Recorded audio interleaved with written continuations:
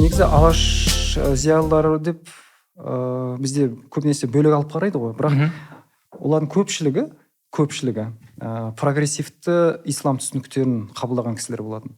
Жадидшілерді жалпылама сипаттасақ, жалпылама сипаттауға әрине болмайды деп айтады тарихшылар. Мысалы батыстағы жадидшілерді зерттейтіндер тіпті бұған қарсы айтады. Жадидшілер бір топ емес, олар біркелкі болмаған. Бірақ енді дегенмен қарапайым тілмен жеткізу үшін жадидшілерді жалпылама прогрессшіл мұсылмандар деп айтуға болады. Әрине. Және бізде көбінесе алашордашылар, алашорда зиялылары жадидшілерді бөледі. Меніңше қатты бөлген дұрыс емес, себебі көпшілігі прогрессшіл ислам түсініктерінде қабылдаған кісілер болатын. Мысалы алашорда зиялыларының бірталайы мұсылман фракциялар, Ресей империясының мұсылман фракцияларына қатысқан, соның жұмыстарына қатысқан, Ресей империясы ыдырағаннан кейін де бірінші мұсылман конгресіне қатысқан. Одан кейін де олар бірен саран дінге суған кісілер болмаса, көпшілігі енді қазіргі тілмен айтсақ прогрессшіл ислам түсініктерін ұстанған. Сонымен қоса маған өзіме қатты әсер еткен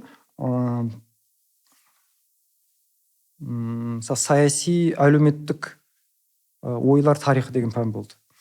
Сол кезде біздің профессорлар айтатын мұсылман әлеміндегі, ислам әлеміндегі ой еркіндігі, осыдан 1000 жыл бұрын ой еркіндігі қазіргі Европа мен Америкадағы ой еркіндігінен кем емес еді, тіпті одан да асып кететін еді деп айтатын да. Маған сол өте қатты әсер етті. Қалай 1000 жыл бұрын 9-шы, 10-шы, 11-шы ғасырларда мұсылман әлемі деп тұрған жерлер, Бағдат болсын, Дамаск, Каир, сол жерлерде, оған біздің орталық Азия елдері де кіреді, Бұхара, Самарқанд сияқты қалалар кіреді. Осы төңіректе, осы жерлерде адамдар Құдай бар ма жоқ па деп тартысатын, Құран жазылды ма жазылмады ма ашық тартысатын. Одан кейін бұл енді қазір біздің қоғамда тартыссаңыз бетіңізге қара күйе жағатын нәрселер. Әрине. Яғни этика, мораль, ақыл арқылы ақылдың талдап жасайтын нәрсесі ма? Әлде тек қана оқыған Құран мәтінде осыны жасау керек, жасамау керек. Сол мораль ма? Осы нәрселер тартысылған, осыған байланысты мектептер шыққан, және ешкімге сен діннен шықтың, сен құртамыз, саған репрессия жасаймыз деп қатты айтпаған. Бірақ ол кезең басталды кейін. Басталғаннан кейін ол дәуір жабылды. Бірақ мысалы Әл-Фарабиді бізде қатты дәріптейді. Әл-Фараби атында университет бар, Әл-Фараби атында даңғыл бар. Қысқасы Әл-Фараби Қазақстанның ұлттық тарихи символдардың бірі. Бірақ та Әл-Фарабиді 21-ші ғасырға алып келсек, Әл-Фарабиді біздің діндарлар таспен атылып тастайды. Себебі оны айтқан пікірлері біздің қазіргі консервативті түсініктегі адамдардың көтере алатын пікірлер емес. Және Әл-Фараби бойынша әлі тартыстар көп қой. Мысалы Әл-Фараби нақты дерек жоқ, мұсылман болды ма? Мысалы кейбірлері тіпті сириялық ливандық жігіттермен араласқанда олар айтатын, маған дәлел көрсетші ол мұсылман екеніне. Бірде-бір еңбегін көрсетші. Мүмкін ол христиан дейді. Себебі 950-ші жылдар ғой шамамен өмір сүрген жылдар. Дәлел жоқ дейді. Там в целом есть же огромная школа критики, что Аль-Фараби, что Ибн Сины, о том, что там есть прям отдельные цитаты, что они там, вероотступники или, как это правильно сказать, еретики, мушрики, вот такие вот вещи. Ну ладно, это, конечно, все интересно.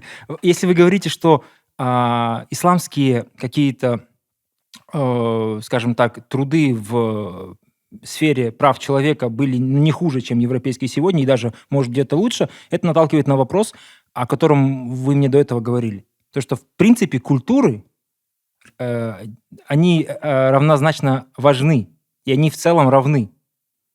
Это так или нет? Адам баласы қай жерде өмір сүрмесін, оның шығарған тілі, сөйлейтін тілі, егер арнайы шарттар жасалса, ол ғаламдық деңгейде универсалды әмбебап тіл болатын деңгейге жете алады. Және ол халықтың, ол топтың мәдениеті дәл қазір қаншалық төмен болып көрінгенмен шарттар жасалса, ол ғаламдық деңгейге дейін көтеріліп, қазіргі біз адам құқықтары принциптерін қанағаттандыратын деңгейге жете алады. Сонда ол нені аңғартады? Әр халық, әр тіл қазіргі біздің заманымыздың 21-ші ғасырдың шарттарына жауап беретін потенциалға ие. Қазақ тілі де, ғаламдық мысалы қазір ағылшын тілі ғаламдық тіл болып тұр ғой.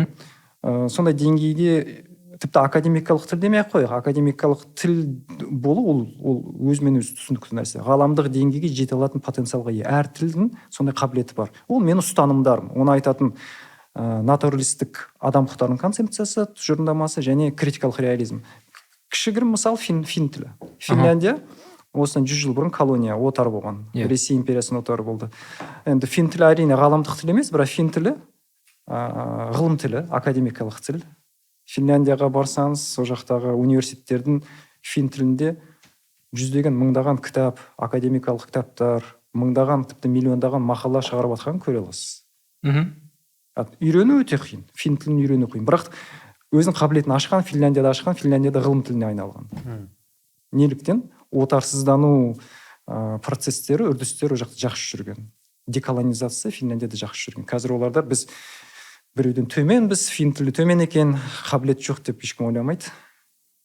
Там, если не ошибаюсь, было такое движение, как финомания в одно время, потому что одним из государственных языков Великого княжества финского или финляндского был в том числе и шведский. Притом он сейчас остался, то есть он есть, он функционирует, люди на нем разговаривают, но он настолько подвинулся, и это было без этого. Сама их аристократия, тогда еще элиты, они были по происхождению чаще шведского. Они просто сами перешли на финский язык. Потому что, это вопрос даже государственного, наверное, национального такого строительства. По-моему, как-то так. Мен қатты детальдарын білем деп айта алмаймын, бірақ та менің білуімше швед тілі, Финляндияда мемлекеттік тіл. Ол жақта фин тілі де, швед тілі екі мемлекеттік тіл бар. Бірақ та мынаны ескерген жөн, Финляндия Ресейдің отары болмастан бұрын Швецияның отары болды. Швецияның колониясы болды. Швед тілі ол жерде, ол Скандинав төңірегінде, сол өңірде аға тіл ғой. Тарихи тұрғыдан алған ағаның тілі, ағалардың тілі, аристократияның тілі, ғылымның тілі болды. Бірақ бүгінгі күні қарайтын болсақ, шведтер біз сендерді басқардық, сендерге мәдениет әкелдік деп айтпайды. Өйткені бұны айту көргенсіздік, және бұл отаршының, колонизатордың түсінігі. Біз сендерді бір жерге дейін жеткіздік деген нәрсе. Ол оның үстіне нәсілшілдік болып саналады. Скандинав елдерінде оны көрмейсіз. Және ешқайсысы швед тілі фин тілінен жоғары екен. Біз болмасақ, сендерде университет ашылмайтын еді деп ешқашан айтпайды. У нас ситуация немножко обратная была, по крайней мере, да? То есть иерархия языков, иерархия культур, иерархия народов, этносов. Или вы не согласны с этим? Онымен мен толық келісемін, я полностью согласен. К сожалению, эта иерархия, она и продолжается сегодня. Иерархия языков, иерархия культур, иерархия происхождения. Қазақстанда бар. Оны жоққа шығаруға болмайды. Жоққа шығарсақ, біз ауруымызды жасырған боламыз. Мысалы, былтыр қаңтарда болған оқиғалар, протест, халықтың жаппай бас көтеру дейміз, наразылығын білдіру, ол тек қана белгілі саяси себептерге ғана байланысты болған жоқ. Оның менің ойымша, менің өзім талдауым бойынша, оның астарында көптеген әлеуметтік теңсіздік. Әрине. Яғни Қазақстанда біз айттық қой, бағана иерархиялық қоғам, иерархия, тапта бір жоғарыда, біреу төменде, тілдердің деңгейі бар, жоғары деңгейдегі тіл, төмен, мәдениет дейміз, біреудің мәдениеті жоғары саналып, біреудің төмен. Осыған қосымша басқа иерархия тағы да келді Қазақстанға. Ол әлеуметтік топтар, экономикалық топтар иерархиясы. Яғни приватизация, жекешелендіру жасаған кезде көп нәрсені алып қалғандар, жекешелендіру кезінде тіпті мына ауылда тұрып бір андай ксро кезде ыдырағаннан кейін айтып отырсыз ба? Иә. Мысалы, сол жекешелендіру кеңестер одағы ыдырағаннан кейін 90-шы жылдары бізде қарқынды түрде жүрді ғой. Мысалы, критикалық реализмдегі мамандар болсын, деколониал зерттеу саласына мамандар болсын, барлығын айтатындары жекешелендіру, приватизация, жекешелендіру процесс, ол отарландырудың, отарға айналдырудың жаңа құралдарын бірі дейді. Мысалы, Қазақстанда өзіміздің ішкі отарлау, ішкі колонизация, өзіміздің кейбір топтар біздің басқа топтарды отарлады. Басқа жалпақ тілмен айтқан кезде. Өйткені капитализмнің қазіргі табиғаты неоклассикалық неолиберал капитализм табиғаты отарлауға жаңа қос сипаттар берді. Бірақ ғаламдық деңгейде қарайтын болсақ, Қазақстанның қазіргі позициясы, енді бұрыннан келе жатқан ұғым, неоколониалдық, біз неоколониализмге ұшыраған. Франциядағы көптеген Африка елдері, мысалы банк жүйесі әлі де Францияға байланған екен. Ол ресми тәуелсіз болғанымен бәрібір өзі билігін жүргізіп жатыр дейді. Неоколониализмнің бір түрі, иә. Және мынаны да ескерген жақсы. Мысалы, алаш зиялылар дедік қой, мысалы. Алаш зиялылары жерге қатысты пікірлерін былай деп сипаттаған екен: жер халыққа қайтарылсын, жер коммуналық болсын деген, жаңылыспасам. Мысалы, мен бұл сала маманы емеспін, бірақ та оқыған мәліметтерім осыны көрсететін сияқты. Жер, қазақтарда жер тіпті мына байдікі де болмаған. Ол рудікі, ол коммунаның жер болған. Община, қазіргі тілмен айтсаң, комьюнити, коммунаның. Сондықтан, егер де сол алаш зиялы 90-шы жылдар кеп қалса десек, солай теоретизировать етсек, олардың ешқайсы жекешелендіруді, әсіресе жердің жекешелендіруін қолдамайтын еді. Содан біздегі латифундистер бар. Қазақстанда енді керемет бір, енді айтса, мысалы, кейбір шетелдік біздің коллегалар, әріптестерге айтқан кезде сенбейді басында. Айтады, Қазақстанда жер жетпейді деп айтам ғой. Жер жетпей, қалай сендер территория жағынан 9-шы орында тұрсыздар, халқыңыз аз. Жер жетпейді. Мал жаюға жер жетпейді. Неліктен? Жекешелендіру болған кезде бізде латифундистер пайда болды. Кім билікке жақын болды, солар миллиондаған гектар жер алды. Сіз айтып отқан бағана кері артқа шегерсек, Швецияны мақтайды ғой бәрі. Оның жүйесі социал-демократия. Ол капитализм, иә? Ол капитализм социальным ориентированием. Ол бәрібір капитализм. Ешқандай социализм емес. Швед сияқты болу оңай емес пе? Швеция сияқты. Мысалы, сен кезінде отарлаушы болдың.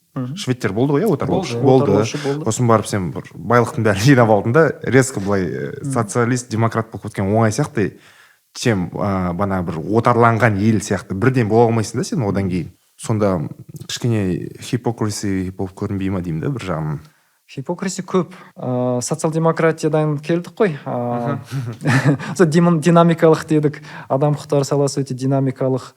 Әсіресе мына соңғы болған феномендерге, пандемия сияқты, интернеттің пайда болуына байланысты ол өте қарқынды дамып келе жатыр. Сонда нарық дегеніміз не? Әрине нарықты мойындаймыз да. Нарықтық экономика ол бар. Бірақ та нарықты реттеу керек. Себебі адам құқықтары концепциясы, адам құқықтары тұжырымдамасы неліктен шықты дейді. Бұны философиялық негіздемесіне. Әділетсіздіктен? Иә, әділетсіздік. Адам баласын әділетсіздікке қарсы қорғау үшін. Әділетсіздік кім әділетсіздікті шығара алады? Монополистер. Мысалы, біздің жағдайда Яндекс. Мысалы. Монополистер. Яғни экономикадағы кейбір күштер. Сонда адам құқықтары тұжырымдамасы неге шықты деп сұраған кезде жауап мынау: мемлекет аппарат бар ғой, мемлекет. Әскерімен, полициясымен, силовой структуралары, реттеуші органдармен, сотымен. Сонда мемлекеттік аппараттың және нарықтық экономиканың әділетсіздіктеріне, эксцесстеріне қарсы адам баласын қорғау үшін бар дейді. Адам құқықтары. Кстати, ты напомнил, помнишь, было не с Яндексом, по-моему, с Вольтом или с второй Глово. Там было так, что они очень мало платили. И это был такой-то договор, по которому они могли в любой момент человека отказаться. Delivery, я? Да, delivery. И тогда эти люди собрали забастовку. Это очень много в СМИ об этом говорилось. И много людей в интернете говорили: нет, это свободный рынок, это экономика. Вы достали Советского Союза все регулировать. Но я слышал и другие, для меня более логичные вещи. Потому что если государство не будет защищать граждан от вот подобных, в том числе иностранных компаний, от просто не совсем даже честного использования, а даже эксплуатации в некотором роде граждан, то зачем это государство нужно? И говоря про государство, тоже было вы сказали про алашевцев, которые говорили про землю. Там, мне кажется, там главный поинт был в том, что тогда они противились просто заселению Казахстана или казахской степи людьми из Средней России. И тогда они говорили: давайте земля будет казахская, общин, или кто-то будет приходить, там уж сами решим. Не надо просто говорить, что вот это Казахстан, и мы будем его заселять там людьми из Орловской губернии, условно, да. мы говорим, когда про несправедливость внутри Казахстана, вот несправедливость, да, то тут у меня пример Жомарта, он, наверное, этот такой прям Не перед дурак? глазами. Атырау. То есть ты постоянно же говоришь. То есть Атырау, огромное количество денег. Все считают, там, в Атырау каждый второй нефтяник, едят фишпармак каждый день, на вертолетах прилетают на виллы и так далее. Но если послушать Жомарта, то Атырау — это очень бедный город. Это Ну, люди, адамдардың жағдайы жоқ. которые выживают там. И каждый раз, когда они приезжают в Астану или в Алматы, и они видят все вот это вот красивое, стеклянное, возникает внутреннее, ну, как вы сказали, hypocrisy, да? Hypocrisy, Типа, а где наш біздікі мұнай, біздің мұнайымыз, а бізде еш аша түспейді. Мысалы сіз бағана айттыңыз ғой, мемлекет. Мысалы көп адамдар бізде мемлекет десе қорқады, шошиды. Менде де сондай болды, иә. Мысалы бағана бір жерде айтып кеттім ғой. Мен саяси теория ретінде неограмшиандықты ұстанған едім. Неограмшианизм мемлекетті, тоталитарлы мемлекетті анализ жасайды, соны талдайды. Грамши, Антонио Грамшидан келетін теория, кейін оны бірақ халықаралық қатынастарға аударды. Сонда мынаны айту керек те. Мемлекет дегеніміз ол қатып қалған, өзгермейтін құбылыс емес. То есть государство это социальный феномен. Мемлекет әлеуметтік конструкт, әлеуметтік құрылым. Ол аспаннан топ етіп түспейді, және ол біздің қорқатынымыздай Совет одағы кезінде мемлекет қандай болды? Жазалаушы. Әр жерде агенті бар. НКВД-сі бар. Халықты бытшын шар жіберді. Немесе одан басқа түсінік. Мемлекетті тонау керек. Мемлекеттің күшін пайдаланып, өзіме жағдай жасау керек. Ол басқа қате түсінік. Сонда адам құқықтары концепциясынан айтатыны, егер мен өзім теорияма келетін болсам, әр нәрсе қоғамда адам баласына қызмет ету керек дейді. Білім беру саласы, денсаулық сақтау саласы, сол сияқты одан да үлкен құрылым бар, мемлекет. Мемлекет бүкіл механизмдермен бірге адам баласына қарапайым, мен сияқты, сіз сияқты қарапайым адамдарға қызмет ету керек те. Яғни адамның жер бетіндегі мына қазіргі тіршілігі адам баласына лайықты болатындай мемлекет функционировать ету керек. Сіз бағана hypocrisy дедіңіз ғой, 200-лік шведтерді. Біз енді 100% жоқ деп те айта алмаймыз, әрине. Ол енді мінсіз ешнәрсе жоқ. Мінсіз ешнәрсе жоқ. Алайда шведтер соңғы 50-60 жылда бұрын жасап кеткен қателіктерін жөндеу үшін, компенсировать ету үшін көп еңбек етті. Енді бұрындары отарлаушы ел болып, осыншама өзін сынаған, осыншама өзін жасаған қателіктерін жөндеуге тырысқан басқа елдер көп емес, кем деген. Мысалы, шведтер солардың бірі. Ол неліктен болды? Енді ол үшін Швеция тарихын тереңірек зерттеу керек шығар. Бірақ та мен қысқаша мынаны айта аламын. Мысалы, Сайрагүл Сауытбай, этникалық қазақ, қыз Швецияның азаматы, өте қиын жағдайға түскен кезде кім оған баспана берді? Шведтер. Бірақ сіз бір консенсус көрмейсіз ба осы саяси шешімде? Мысалы, Сайрагүл Сауытбайды бәріміз қандасымыз, қазақ деп қашып келіп жатыр банағы лагерьдан, Синьцзяннан. Бізде үлкен тауар айналымы бар. Ресей және Қытаймен. Соны да ескереді ғой. Мысалы, сен Қытай азаматын өзіне қабылдап алып, оны бермеймін десең, а елдер арасында келісім шарт бар. Адамдарды беру туралы, мысалы. Онда не істеу керек? Мен соны, окей, саяси батылдық жасадым, қалдырдым өзінде. Ары қарай не? Қазақстан жағдайын. Мен Қазақстан жағдайын саяси тұрғыдан толық түсініп отырмын. Қайта Қазақстанның жасаған біздің мысалы саясаткерлер дейміз ба, біз мемлекеттік органдардың жасаған нәрсесі өте керемет болды. Өте керемет шешім болды. Бірақ та мен бұл жерде мысалым шведтер. Неліктен шведтер? Екінші мысал, былтыр қаңтар оқиғалар кезінде Қазақстанда интернет болмай қалды. Бір апта дей ма интернет? Есіңізде ғой? Интернетке шыға алмай қалдық. VPN болды. VPN жасады жігіттер. Прокси. Нәрік Би деген жігіттер мысалы. мысалы мен өз басым 5 күн ба 6 күн ба дүниеден бір хабар ошарсыз қалдым Алматыда. Содан кейін интернет берілді бір күн әйтеуір. 5-ші ма 6-шы күні интернет берілді. Ең маған бар ғой, ең бірінші шетелдік әріптестерден келген имейлдар, не болып жатсыздар, не болып жағдайларға амансыңдар ма, керек болса бізге келіңдер деп шведтер жазды. Сонда бұл жерде мен өзім түсінген нәрсем, сіз бағана айттыңыз ғой, мысалы Швеция отар ел болды, отарлаушы колонизатор ел болды.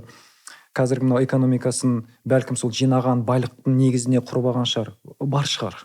Бірақ та қазіргі жағдайлары мен түсінгенім, олар эмпатия деген ұғымды жақсы түсінген, жақсы қоғамда оны жақсы дамытқан елдің бірі эмпатия.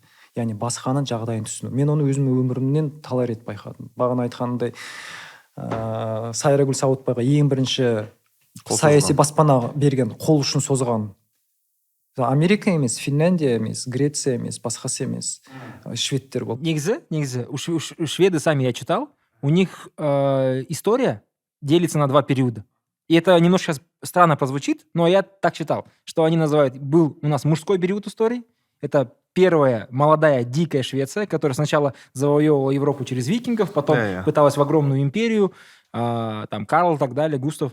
Потом, как после поражения, Швеция стала женской. Это сексистски звучит сейчас, но я просто пересказываю. И вот эта вот эмпатия, о которой вы говорите, внутри этого общества стала главной ценностью. Вот. Когда мы говорим про эмпатию и про мужское и женское, в одной из ваших статей вы говорили, что война в Украине, которая сейчас идет, а если говорить этими терминами мужское и женское, то сейчас мы видим очень мускулинное государство, которое напало на второе государство, да? Что это проявление, может быть, последнее на постсоветском пространстве, но проявление колониальной войны в том числе. Что вы имели в виду? Мен оны неге алып келдім? Женское начало, мужское, маскулин. Мысалы, Мұхаммед пайғамбар. Ол бәлкім вообще басқа ракурс беретін шығар. Маған қатты әсер еткен кітаптардың бірі Мұхаммед пайғамбардың кіші балаларға деген қатынасы деген болды. Сонда кітап бір тауып оқығам. И сонда бұл жерде өте негізгі маңызды нәрсенің бірі негізгі мынау түсінікті табу, да, философияны табу. То есть иногда мы не видим лес из-за деревьев дейді. Орманды ағаштардың артынан көре алмаймыз. Мысалы, оны қазіргі кезде консервативті, ортодоксал деп алайық, тырнақ ішінде мұсылмандар жасайды. Олар хадисті көреді, айтады, мына хадисте осылай жазылған дейді. Ал хадистің, сол, спотыкаясь на хадис, они не видят сунну. Сунна пайғамбарымыздың дәстүрі. Сонда пайғамбарымыз дәстүрі, пайғамбарымыздың дүниетанымы, мировоззрениесі тек қана жұмсақтық болған. Мен Мұхаммед пайғамбар және балалар деген кітапты оқыған кезде қатты әсер алған жері мынау болды. Мұхаммед пайғамбар ешқандай жағдайда балаға қол көтермеген, дауыс көтермеген, негативті эмоция көрсетпеген. Тіпті мысалы мұсылмандар үшін намаз оқу өте қасиетті, өте андай парыз ғой. Парыз, иә. Мысалы Мұхаммед пайғамбардың нақты айтқаны енді дәстүрінде бар. Егер намаз оқып отқан кезде балан жылағанын естісе, намазды тез арада тоқтатады екен. Сонда ойлап қараңыз, балан жылауы. Бұл жерде ойбай соғыс болып жатыр деген не жоқ. Көрдіңіз, бұл жерде контекстке қарау. Неге? Себебі бала жылап жатыр деген сөз демек ке бала мұқтаж, бір нәрсеге мұқтаж болып тұр. Ол жайдан жай жыламайды. Көмек керек болып тұр. Бәлкім қарны аш шығар, бәлкім басқа да себеп болған шығар. Және өте бала психологиясына келетін болсақ, баланың жылауына назар аудармайтын ата-аналар бірте-бірте балада insecure attachment туғызады. Ол insecure attachment дегеніміз өте үлкен проблема. Кейін ол ересек возрастта фобияларға апарады. Қалай қазақшаласақ болады? Мен түсініп тұрмын. Insecure, яғни кішкентай баланың өзіне қарайтын кім бар? Ең алдымен анасы ғой. Кейде енді ата-анасы, әкесі, шешесі бірдей қарайды. Сонда оларға байланыс болады да. Сонда ол байланыс тығыз, сенімді болу үшін бала жылаған кезде, балаға көмек керек болған кезде ата-анасы бірден көңіл аударып, баламен айналысу керек те. Содан ғой қазақтар баланы жыласа көтеретін. Ол secure attachment. ол сенімді байланыс болады бала мен ата ана арасында, жалпы бала мен әлем арасында. Ол бала кейін өскен кезде өзіне өзі сенімділігі күшті болады, қорқақ болмайды және қатыгез болмайды. Бұнда қатыгездікті туғызудың ең қысқа жолы бала жылаған кезде көңіл аудармау, сонда бала қатыгез болады. Оны психологтар айтады. Ол сонда қараңыз, Мұхаммед пайғамбардың сол мәселені бірден қолға алғаны содан байқалады. Сосын ешқашан балалар келіп маған сәлем берсін деп күтпеген, барып балалар өзі сәлем берген. Сонда қызық, үлкен кісі, ересек кісі және сол кезде мұсылмандардың лидері ғой, барады балаларға өз сәлем береді. Қазір де лидері.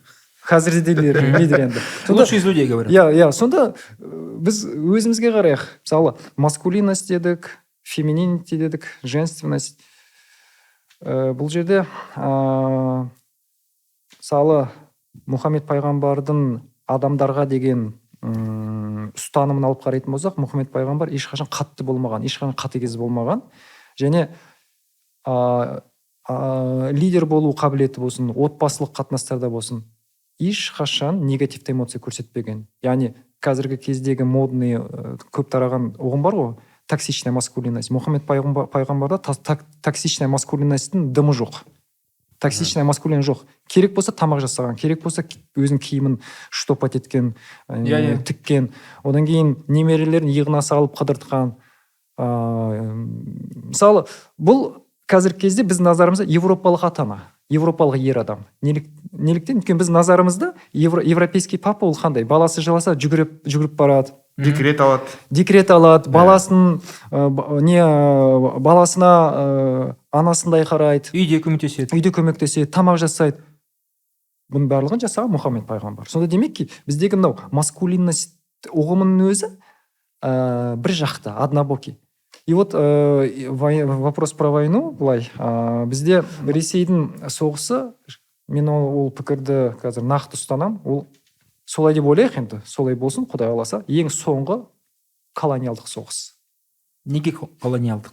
Что в ней колониального? Өйткені Ресей қоғамы, Ресей ғылымы, Ресей билігі әлбетте олар бүгінге дейін колониялық мемлекет не, колониялық саясат не, колониялық линза не, линза бар ғой, колониялық призма не, оптика, да, біз қалай дүниені көреміз.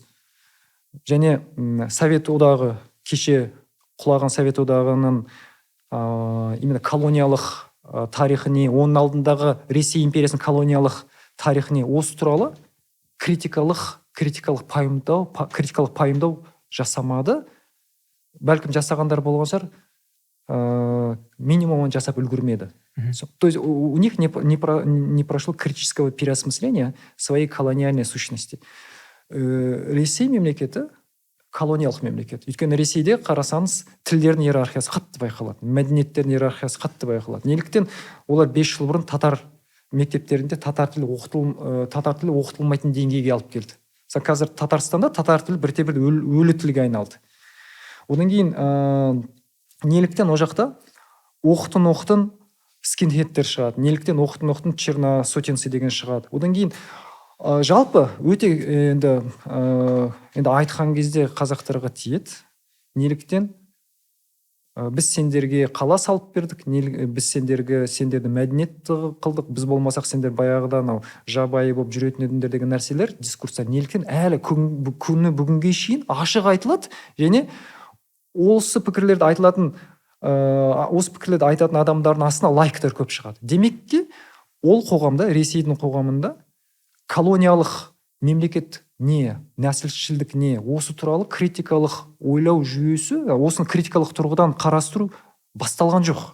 Бәлкім біреулер бастаған шығар, бірақ ол жалғаспай қалды. То есть Ресей үлкен мемлекет ретінде, қазір кезде үлкен өркениет ретінде өзінің өткен шағымен әлі есептескен жоқ. Оны Британия істеді, оны Германия керемет істеді. Репарация төлеу бар. Одан кейін олардың мысалы Европада қазір қауіпсіздіктің негізі қазіргі кезде Германия болып тұр. Мысалы Германиямен одақтастық жасауға Польша қорықпайды, Люксембург қорықпайды, Голландия қорықпайды.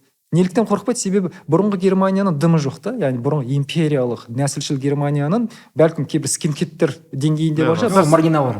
Олар маргинал, олар шынымен маргинал да. Оларда қоғамдық пікір ретінде біз ұлымыз, біз біреулерді басып алдық, сонымен атақты болдық, біреулерді адам қылдық деген нәрсе жоқ. Әйтпесе Германияда тек қана фашизм ғана емес, оларда осындай racial superiority, ethnic superiority, этникалық өзін өктем көру пікірлері қатар жүрген болатын.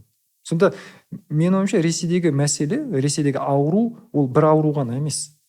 Ол тек қана милитаризм ғана емес, тек қана қазіргі мынау Ресейдің басқыншы саясат ғана емес, сонымен бірге ол нәсілшіл, расистік политика және колониалдық политика.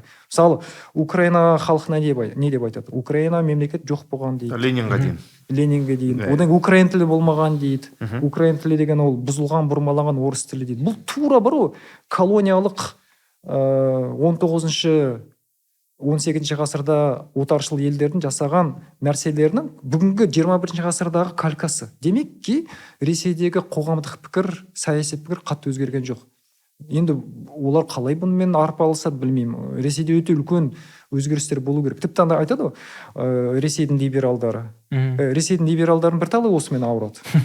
Даже в Казахстане дейді ғой риторикаларында. Что там запретили, разрешили, да? Тластанованың Ресей туралы жазған нәрселері маған түсініктірік бола бастады. Өйткені Тластанов өйтіп жазған, Ресей деді, Ресей кеше де бүгін де империя деді. Қандай империя? Жай империя емес, колониялық империя. Совет одағыда, бұл жерде өте біздің сақ болу керек нәрсеміз, Совет одағыда колониялық мемлекет болды және нәсілшіл мемлекет болды. Бізде мынандай түсінік бар ғой, Совет одағы кезде эгалитаризм болды, қазақтар дамыды, дружба народов, интернационализм, қазақ тілі дамыды, қазақ әдебиеті, оның аралдары болды, островки. Сонда Совет одағы кезінде просто бізде қазір ол нәрселерге көбірек көңіл аудару керек. Ашаршылық болды. Оны ең кем дегенде ол минимум cultural genocide деп айтуға болады. Мәдени геноцид деп айтуға болады, минимум. Бірақ та қазіргі заманауи жаңа концепцияларды қолданатын болсақ, авторларды ұмытып тұрмын. Израильде шыққан бір-екі маман бар. Израильде, мен атын ұмытып тұрмын да. Сол Израильде шыққан бір-екі жаңа мамандың, заманымыздың мамандардың пікірлерін назарға алатын болсақ, ашаршылықты кәдімгідей геноцид деп айтуға болады. Кәдімгідей. Біздің тарихшылар қорқады бұл айтуға, себебі бір белгілі бір неге критерияларға сәйкес келмейді. Олардың анау критерийлер сау, геноцид болу үшін ID жоспарлану керек, халықты біз қырамыз. Мысалы, ана жақта 1 миллион халық бар ма? 1 миллион халық болу керек, конкретная группа. Бана КСР-ны қолдайтындар, олар айтады, бізде де болды ғой дейді, Поволжьеда. Бізде де дегенде Ресейде де дейді да. Ол көп жерлерде болды ғой, Поволжьеда болды, Кавказда болды. Оны да Украинада әлбетте ең үлкен деңгейде Украинада болды. О жақтағы мамандар, о жақтағы адамдар өздері біле жатыр. Мысалы, украиндықтар оны геноцид деп мойындатқызды қазір. Мысалы, Европа парламенті оны геноцид деп мойындады. Және ғылыми ортада оны геноцид деп мойындайды, біледі. Қазақстанға келетін болсақ, Украина мен Қазақстан жағдай өте ұқсас. Бұл геноцид. Минимум бағана айтқан, оның кем деңгейінде cultural genocide. Неліктен? Өйткені ұжымдастыру, коллективизация нәтижесінде халық ең ауыр халық қырылды. Жарайды, мен оған қазір келем.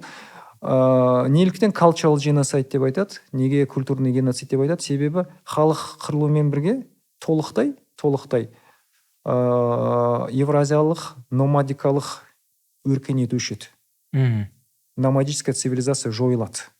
Көшпелі сан ғасырлардан бері келе жатқан көшпелі мәдениет Қазақстанда жойылады, тоқтайды. Бұның ғылымдағы аты cultural genocide, культурный геноцид. Оны ең көп жасаған әрине ол Канада мен Америкадағы колонизаторлар. Неліктен? Өйткені о жақтағы бұқаларды қырды ғой тіпті. Бизондар. Егер қазіргі заманауи жаңа тұжырымдамаларды алып қарайтын болсақ, геноцид болу үшін арнайы жоспар керек емес дейді. Есіме түсті, Лемкин деген Израильдің несі, маманы. Ол өте маңызды тұжырымдама. Геноцид болып саналу үшін план керек емес дейді. Жоспар болу шарт емес дейді. Главное результат дейді. Не намерение, а результат. Айтпесе, мысалы, қазіргі халықаралық құқықтағы ұстаным геноцид болып саналу үшін арнайы преднамеренно решение керек, соны іздейді де.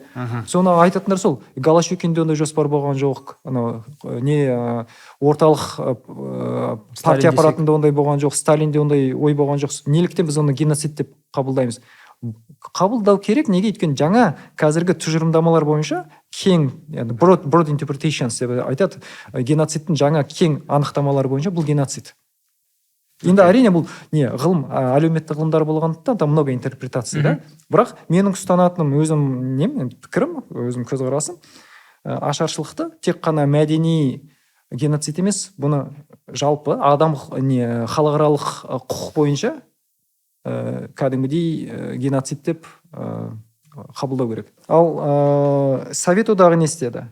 Біздің интеллигенцияның жойылуын, мен ойымша, қазақ интеллигенциясын, бағана алаш орда интеллигенция дедік, алаш интеллигенциясы, жадидтердің жойылуын біз осы үлкен контекстте алып қарау керекпіз. Бұл нәсілшіл колониялық саясат болған. Бір халықты толықтай көзсіз, құлақсыз, ауызсыз қалдыру. Өйткені интеллигенция ол оқымысты прослойка, оқымысты топтар, олар халықтың, былайша айтқанда, миы, көзі, құлағы. Ол жойылды ма? Бітті, халық өзінің интеллектуалды жадынан айырылады. Одан кейін алфавит өзгерді. Үш рет өзгерді. Сосын өте мынандай керемет анализдер бар. Ол тек қана бір кісінің жасаған анализі емес. Таластановаға қайттан келем. Ол сонымен қоса Денис Кандиотидің жасаған анализі. Орталық Азия халықтары, соның ішінде қазақтар, қырғыздар, өзбектер. Бұл халықтар Совет одағының ішінен аутентикалық, яғни өзінің төл мәдениетін сақтап қалған халықтар ретінде шыққан жоқ деді. Олардың барлығының мәдениеті, барлығының түсінігі, барлығының ойлау жүйелері советтік ретке салынып, советтік матрицамен өзгертіліп шықты деді. Сондықтан қазіргі қазақтардың, қырғыздардың дәстүршілдігі, традиционализм дейді біздің, ол аутентикалық, шынайы дәстүршілдік емес. Ол Совет одағында немен кәдімгідей бар ғой, сіз бір нәрсені толықтай ішкі жүйесін өзгертіп шығасыз ғой. Перемалывать, орысша перемалывать и нановылат дейді ғой енді. Жаңа негізге салып, жаңа форматқа салып. То есть біздің қазіргі кезде орталық Азиядағы тіпті мынау өзіміздің self-perception деп айтады, өзімізді қабылдауымыз, collective identity, өзіміздің неміз біз кімбіз деген түсінік, одан кейін қоғамдық бірегейліктеріміз, олардың ешқайсысы Совет одағынан бұрын келе жатқан алашордашылардың, жадидтердің алдында болған ұстанымдар емес. Олар советтенген.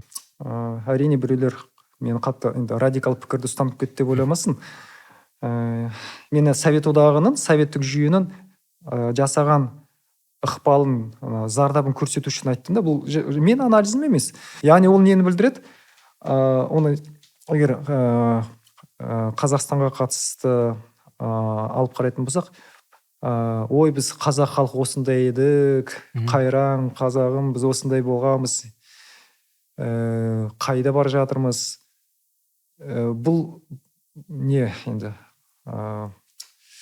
Бұл жердегі айтылғысы келген нәрсе заманға бәлкім ілесе алмай қалған адамдардың айтқан нәрсесі ма, бәлкім көп нәрсені жоғалтып отаршылдыққа ұшыраған адамдардың айтқан нәрсесі ма, білмеймін, контекстке қарау керек те. Бірақ та егер біз ой қайран өткен шақ бәрі құрды ғой деп айтып жаңа мысалы өзгерістерді қабылдамасақ, қазақтардың қалада тұруын, одан кейін біздің әйел азаматшалардың гендерлік теңдікті талап етуін қабылдамасақ, онда біз идентичностьті дұрыс түсінбеген боламыз. Мен мынаған келем, енді ол өте маңызды болады, мен ойымды толық түсіндіру үшін. Әр халықтың мәдениеті, әр халықтың дәстүрі ең алдымен адам баласына қызмет етеді. Сол төңіректе, сол қоғамда өмір сүрген адамдарға қызмет ету үшін шығарылған еді ғой дәстүр. Негізі айналып келген кезде, мен түсінігім бойынша, дін де Аллаға керек емес. Дін адамға керек, да? Дін Аллаға керек емес, дін адамға керек. Адамға керек. Окей. Яғни яғни мысалы біздің жасаған құлшылығымыз Құдайға керек емес деп айтады діндарлар. Ол адам үшін керек те.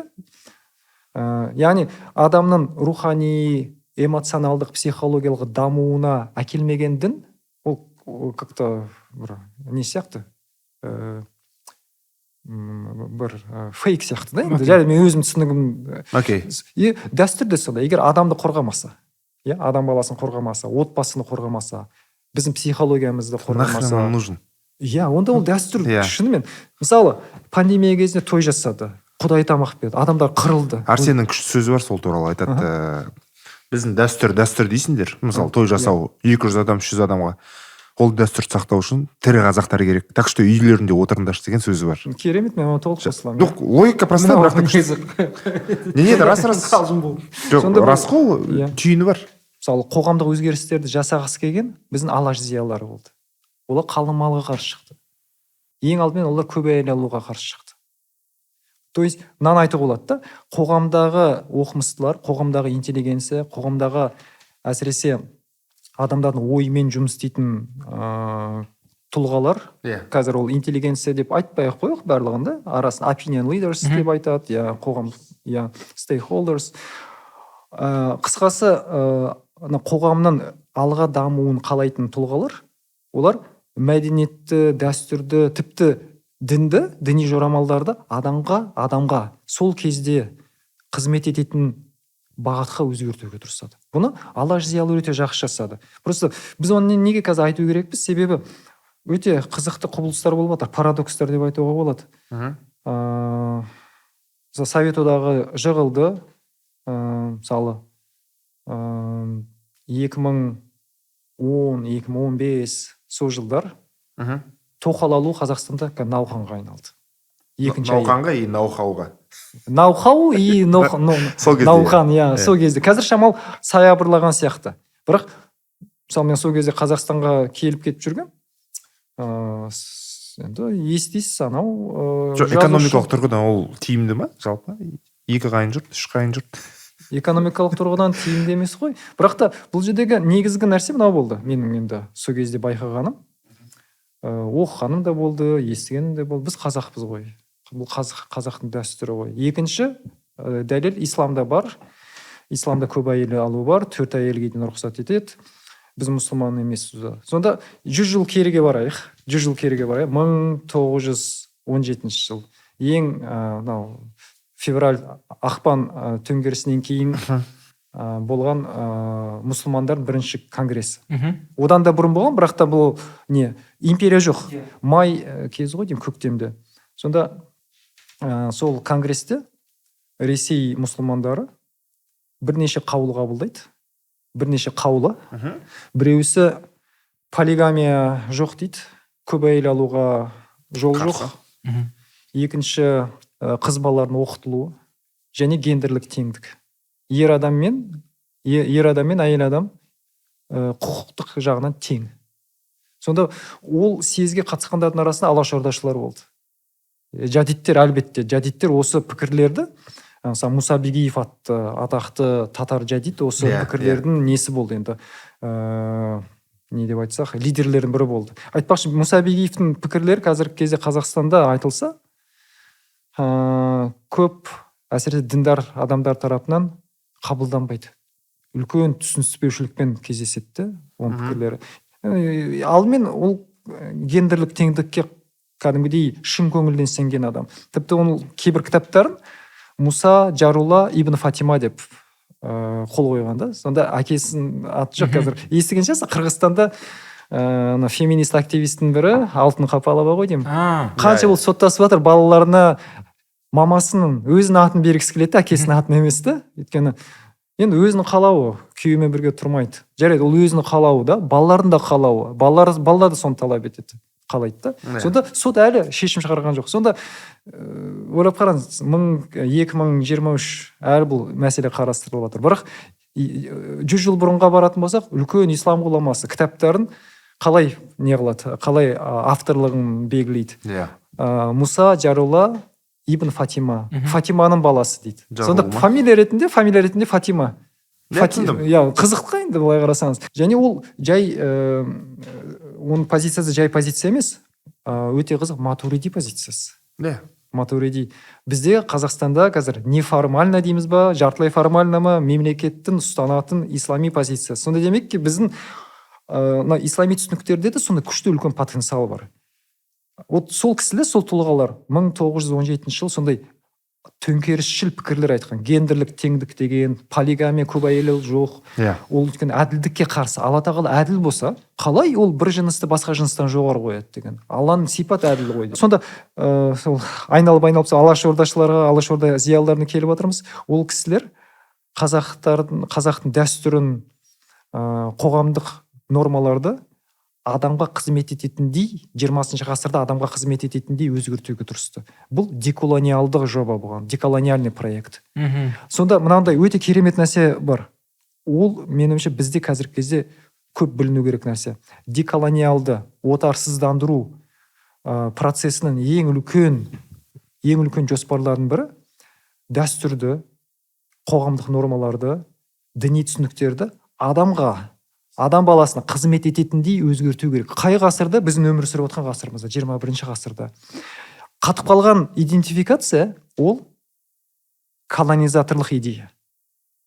Қазақтар осындай болды. Сендерде патриархалды қатып қалған түсінік болды.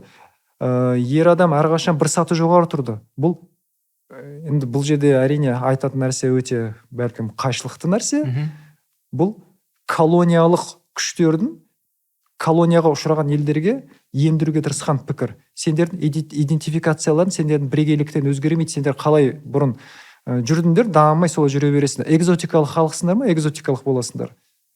Сонда представление о нас, условно. Вот сонда бізде қазір өкінішке орай сол интеллигенция бізде жойылғандықтан ол процесс cultural upgrading деп айтады негізі, культурный апгрейдинг. Мәдени жағынан даму, мәдени жағынан өзімізді қайтадан 21 ғасырға сәйкес өзгерту, ол процесс тоқтап қалды. Одан кейін Совет одағы ыдырағаннан кейін бізде постколониал синдром басталды. Ол қандай? Мысалы? Қарапайым мысалмен. Оны былай түсіндіре кетейік. Мысалы, колониалдық түсінік, сендердің дәстүрлерің бәрі жаман, сендер екінші сорт мәдениетсіңдер, сендерде расымен солай айтқан ба адамдар? Жалпы да, между строк. Колониалды пікір. Сендер қазақ тілінің келешегі жоқ, қазақтың дәстүрі барлығы быт-шыт, ол ескіні қалдық. Бұл колониалдық түсінік. Постколониалдық түсінік бізде бәрі керемет. Біз деген дүниежүзінің ең мықты халқы бізбіз. Ортасын үстіп таба алмай жүрміз ба? Деколониал көзқарас. Алашордашылардың, жадид зиялылардың істегіскен деколониал қозғалыс, деколониал проект. Окей, біздің мәдениетіміз бар, біздің тіліміз бар. Ешкімнен кем емессіз, бірақ біздің мәдениетімізде бізді артта қалдырған, бізді отарлануға алып келген факторлар бар біздің өзіміздің дәстүрімізде.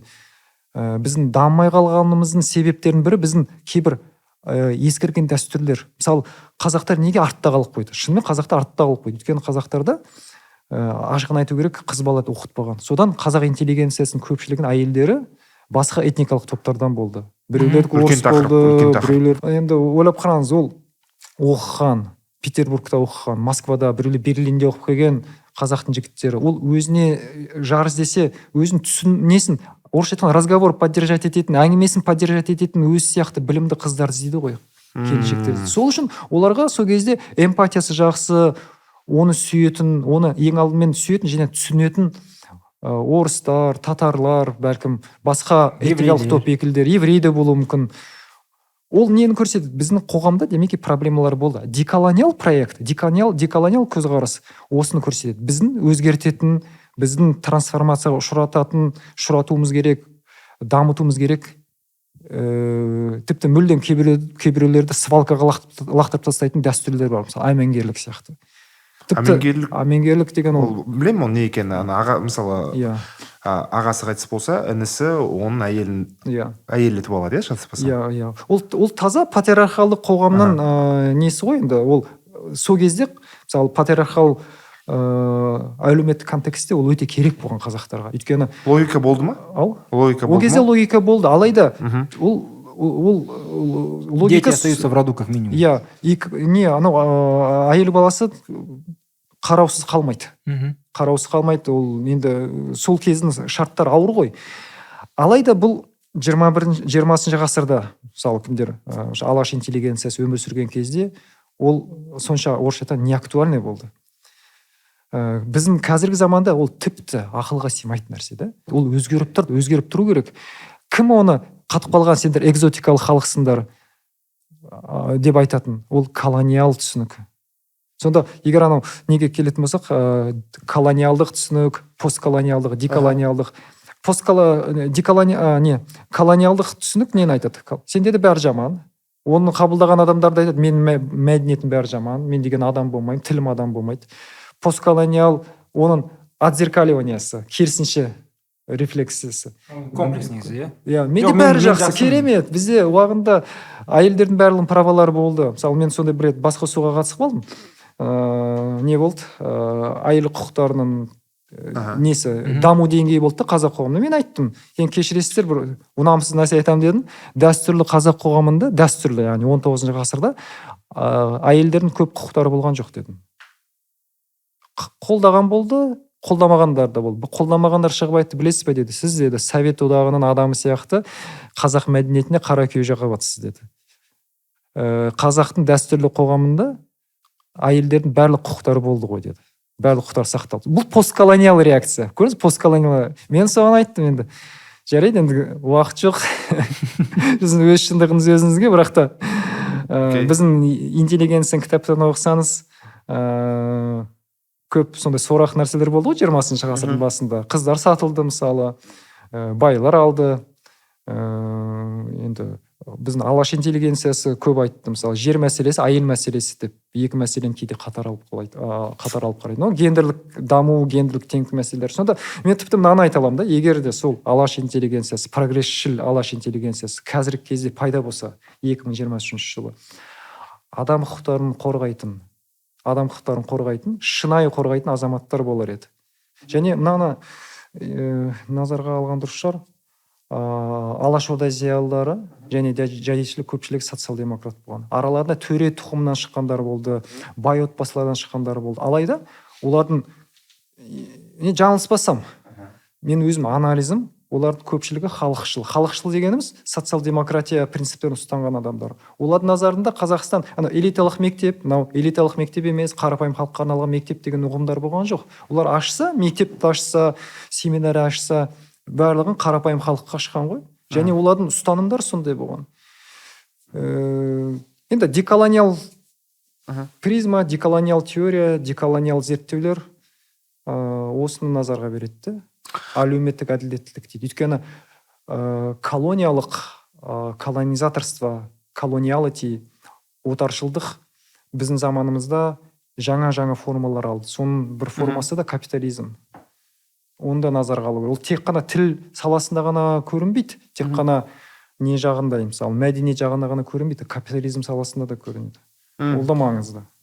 Онсыз біз колониялық болмысты, колониалити деді ғой, отаршылдық болмысты толық анализ жасаған, толық талдаған болмаймыз. Капитализм анализде міндетті түрде болу керек. Және Қазақстан оның үлкен айғағы, өте үлкен айғағы. Мысалы, осыдан бір жыл бұрын ақш-тан менің досым келді, отбасымен келді. Фулбрайт дейді ғой. Бағдарлама, Қазақстан университеттерінің біріне келген. Өзі Американ азамат, сол жақта жұмыс істейді. Ғылым адамы, әйелі де негізі ғылым адамы келді. Алматыда жүргендеріне 1-2 күн болды. Кездестік. Әсерлерім көпті, енді әсерлері айтып таусылмай жатыр. Сонда әсері мынау болды. Білесің бе деді, біз Есентай Молыға бардық деді. Есентай Молыға. Люкстен шалқамыздан түстік деді. Құлай жаздадық деді. Өйткені оның алдында олар неде тұрған екен уақытша. Тастақ. Жоқ, тастақ емес. Орталық стадионға жақын қонақ үй бар екен. Даблтрі Хилтон стадионға жақын. Бірақ та айналасы өте қызық. Абайдағы ма? Абай көшесіндегі. Абай көшесі, Абай Масанчиге жетпей, Абай Байтұрсынов жақта, сол үйлердің арасында. Сонда білесіз, неге олар шалқаларынан түсті? Ол қонақ үй люкс. Енді 5 жұлдыз ба, 4 жұлдызды. былай шықсаңыз жатақханалар. Сонда сіз қонақ үйге келесіз, қонақ үй люкс, іші керемет. Балконнан былай қарадыңыз ба, ана жақта жатақхана, сыртында нелер тұр, кірлеуі тұр. Шамалы былай жүрсеңіз, көшеде ойнап жүрген балалар. Сонда өте қызық көрініс. Одан кейін олар жай қыдырып Есентай молға барған. Балаларына мектеп қараған ғой деймін. Хейли Бери ме мектеп бар сол жақта. Баланы принципиально берген жоқ. Өте қымбат деді. Өте қымбат, біз оған принципті түрде баламызды бермейміз. Сонда қараңыз, Америкада капитализмнан, неолиберал капитализмнің шыққан жерлердің бірі. Бірақ оларда дегенмен әлеуметтік демократияның элементтері бар, жоқ емес. Жоқ емес та, Европа сияқты емес та. Европа сияқты болмаса да кейбір элементтер бар. Сонда ойлап қараңыз, сол кісілер келіп Алматыдағы диспропорцияға Алматыдағы әлеуметтік экономикалық алшақтыққа шошып кетті. Көріп шалқалардан түсті. Есентай мол мен анау тұрып атқан қонақ үйдің қарсысындағы жатақханалар көрді. Шаңыраққа да кейін барды. Өйткені зерттеді. Олар енді сонымен қоса зерттейтін адамдар ғой. Ол ненің нәтижесі? Қазақстан бай мемлекет. Мұнай қоры жағынан біз 10-шы орындамыз. Менделеев кестесі, иә. Сол ғаламдық деңгейдегі капиталистік жүйенің берген салдардың бірі, біздің табысымыздың көпшілігі басқа жаққа ағып жатыр. Басқа жақ, бұл енді қазір неоколониалдық жүйе деп айтуға болады. Ол енді капитализмнің нәтижесі. Енді әлеуметтік ғылымдар саласында жүрген адам ретінде мынаны айтуым керек те, біздің қоғам, біздің әлеуметтік өмір, біздің сөздеріміз арқылы, біздің әлеуметтік әрекеттер арқылы жақсыға өзгереді. Жақсыға да, жаманға да. Егер біз демократикалық қоғамды қаласақ, адам құқықтарының дамуын қаласақ, біз әртүрлі пікірлерді айта білу керек бізде, қорықпай айта білу керек. Қоғамдық дискуссия болу керек. Түсінікті. Рахмет.